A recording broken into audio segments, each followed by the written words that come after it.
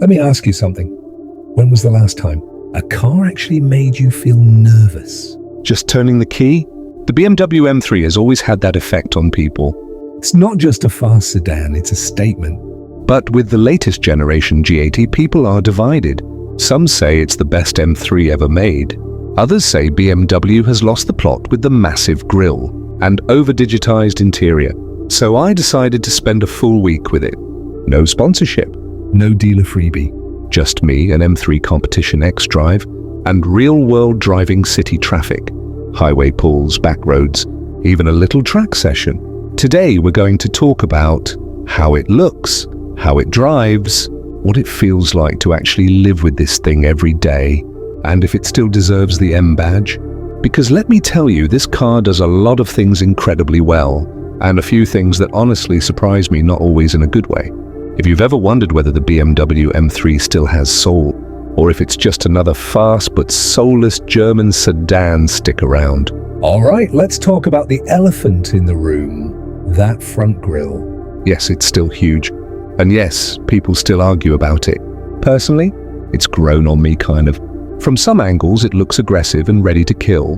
From others, it still looks like it's sniffing the asphalt, but there's no denying it gets attention. The rest of the car, though, honestly beautiful. Wide fenders, muscular stance, quad exhausts that look like they mean business. The competition version I'm driving comes with carbon fiber roof, blacked out trim, and those massive wheels that somehow still look elegant. Side profile is classic performance sedan, long hood, short rear deck, perfect proportions. Compared to something like an Audi RS5 or a Mercedes-AMG C63, the M3 feels more raw in its exterior design. The Audi looks polished, the AMG looks stylish, but the M3 looks like it wants to fight you. And I kind of like that. It's not subtle, but it also doesn't look like every other premium sedan on the road. It's a bit obnoxious, but that's part of its charm. Step inside, and this is where BMW almost overdid it with tech. The new curved display is huge combines, the gauge cluster and infotainment into one giant screen. It's sharp, bright, full of features, but also a bit overwhelming. Thankfully, the driving position is perfect low, sporty, and everything angled toward the driver.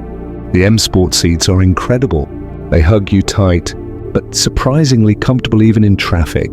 The optional carbon bucket seats look amazing, but I wouldn't daily drive with them unless you're really fit and flexible.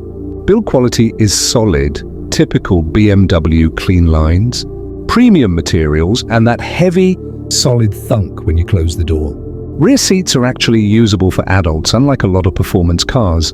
Trunk is big enough for weekend bags, or even a set of track tires if you fold the seats. Daily driving? It's doable but not relaxed. Suspension in comfort mode is still firm. The exhaust can be loud even in efficient mode. And steering feels serious. You can tell this is a performance car first, luxury sedan second. Personally, I like that, but not everyone will. This is where the M3 earns its name. The 3.0L twin-turbo, inline-six pumps out 503, horsepower and 479, lb-ft of torque in the competition model. And in the xDrive version, you get AWD traction with RWD bias, which means brutal launches without losing the playful, tail-happy personality. 0 to 60 in about 3.4 seconds. But numbers don't tell the whole story. The engine pulls hard all the way to redline and sounds properly angry, not like the fake speaker. Sound in some cars. The steering has real weight and feedback. It's not the most precise steering BMW ever made, but it's better than most modern cars. On twisty backroads, the car feels insanely capable, almost like it's laughing at how hard you push it.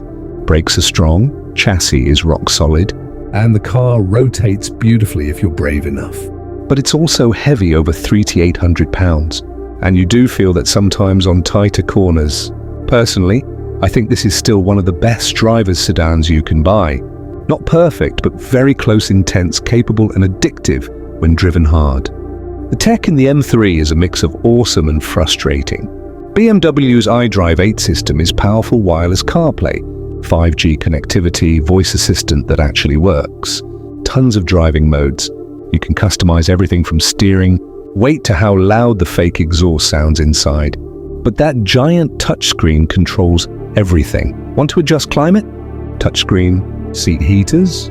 Touchscreen. It looks cool, but it also means more distractions while driving. I miss the old iDrive dial, simple, intuitive. Safety features are all here. Adaptive cruise, lane keeping, collision warning, 360 camera, parking assist. They work well, not too intrusive. But honestly, when I'm driving an M3, I turn most of that stuff off. The optional heads-up display is fantastic, shows speed, navigation, even shift lights in sport mode. And the Harman Kardon stereo is strong, though I rarely use it because I'd rather listen to the engine. Overall, tech is powerful, but sometimes gets in the way of the driving experience depending on what you value. Alright, final verdict. Is the latest BMW M3 still worthy of the badge? In my opinion, yes. It's not perfect, it's not cheap, and it's definitely not subtle, but it delivers what an M3 should. Excitement, aggression, precision, And enough everyday usability to justify owning one even if you're not going to the track every weekend. For some people, the design and the weight might be deal breakers. For others, the interior tech might be too much. But if you want a sedan that actually makes you feel something every time you start the engine, this is it. Would I buy one, honestly? Yes, if I had the money and a good chiropractor.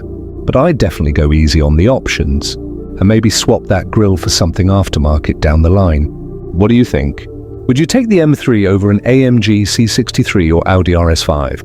Or would you wait for the new M4 CS or even go electric with a Tesla Model 3 Performance?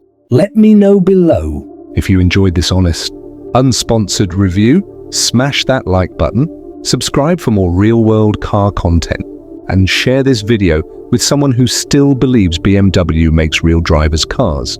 See you in the next one. Stay safe, drive harder.